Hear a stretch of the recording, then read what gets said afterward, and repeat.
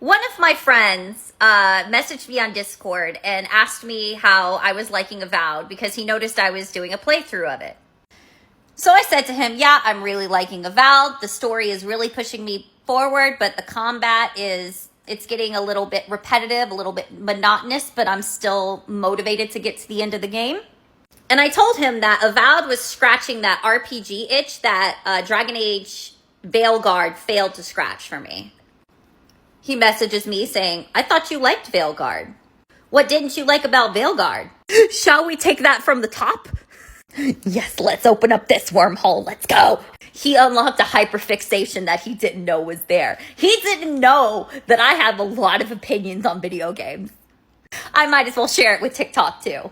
I'm about to say spoilers for Veilguard, so just keep scrolling if you don't want to hear it. But it's been out since November, so if you stay for the spoilers, you've been warned, and now it's your fault. My issue with Veilguard is a lot of people's issues with Veilguard, which is it could have been so much more. Issue number 1, Rook. Don't get me wrong, I liked Rook. Rook was funny. Rook was great. Rook had some pretty awkward dialogue. Not their fault, that's the writer's fault. But from an RPG standpoint, Rook could only have one personality. You didn't have a choice, really, whether you were going to be a good person or a bad person, like in previous Dragon Age games. You could only be a good person. I usually play as a good person anyway, but you know what? Some evil choices are just fun. Number 2, the companions. I liked the companions. But once again, they could have been so much more. I think in the process during development, they cut so much out of each fucking companion that it just made them like one note. Nev's entire personality was that she's a detective. Lucanus's entire personality was that he was coffee. Which is sad because I listened to Venture Nights and there was so much more for Nev and Lucanus in Venture Nights. Another thing I didn't like about the companions in Veilguard was their endings. Now, in previous Dragon Age games and Mass Effect games, for that matter, your conversations that you have with your companions can change whatever outcome for the story. And I also think Avowed is doing a very good job of that. However, in Veilguard, it doesn't matter how many times I've talked to Davrin about, hey, how about Griffins be something more than just tools for the Wardens? At the end of his companion quest, when it comes down to the choice whether to send them to the Wardens or to send them to Arlington Forest, he relies on you to make that decision. What, he doesn't have a mind of his own? We've been talking about nature versus nurture this entire time, and now you can't make a decision based off of that? Whether Bellara should destroy the archive or whether she should keep it. Like, I feel like the major choices at the end of the game should have been chosen by the actual companions based on the conversations that you had with them. Not that you're going to make the decision for them at the end. Number 3, it was Mass Effect coded. Mass Effect 2 specifically. So in Mass Effect 2, all the companions have missions, and if you do those missions, you better prepare them for the suicide mission coming. You also have to get like ship upgrades and do this and that if you want everybody to survive. And even if you do that, if you pick the wrong companion with the wrong skill set to do something in the suicide mission, they could still die. And the game didn't like tell you outright that you needed to complete the companion missions in order to keep them like loyal. Maybe but like 1 or 2 times. Veilguard smashed your face with the companion missions. At every turn, it felt like they were reminding you, you need to complete the companion missions. You need to complete the companion missions. These people need to get their heads on straight before they go into the final battle. We need to deal with our shit. You need to complete the companion missions. I'm a completionist. You don't have to worry about that. I'm going to complete all the quests I can before I go to the final fight. But like, you don't need to hold my hands.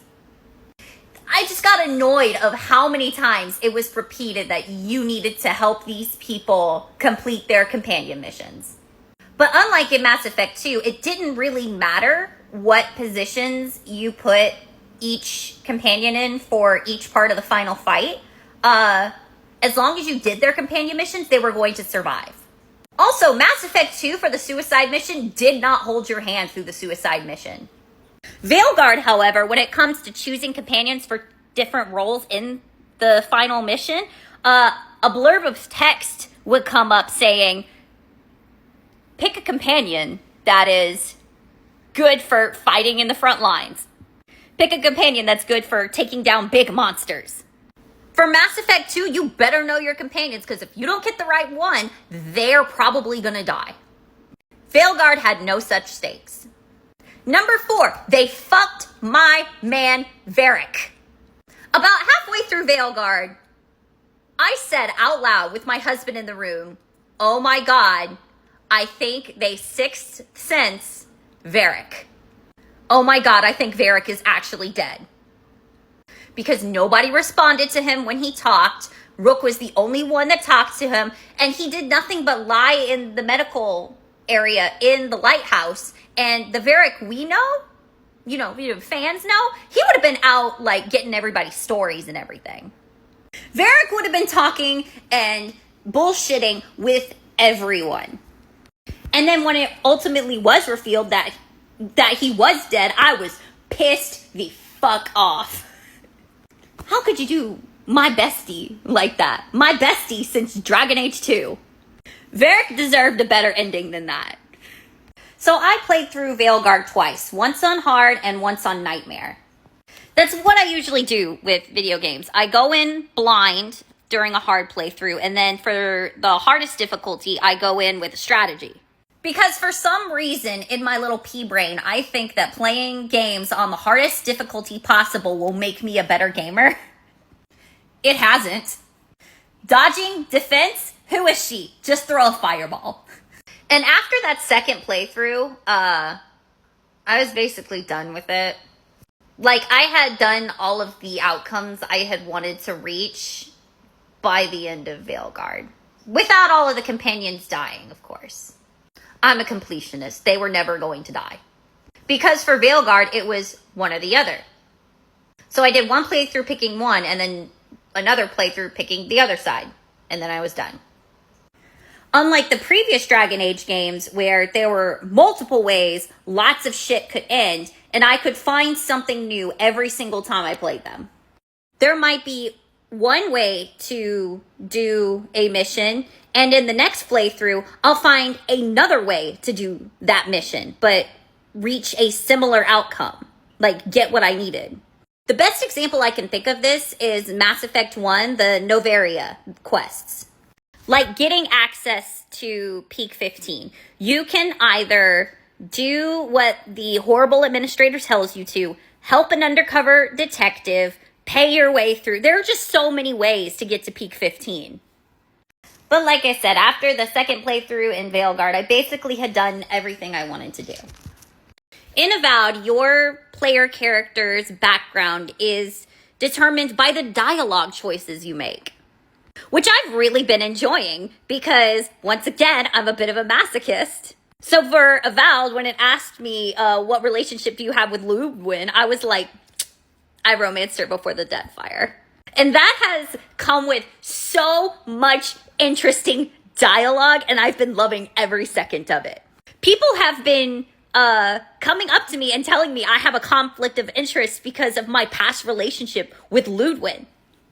My own companions are saying that to me. Your dialogue choices choose how you grew up, how people respond to you. I've been loving it.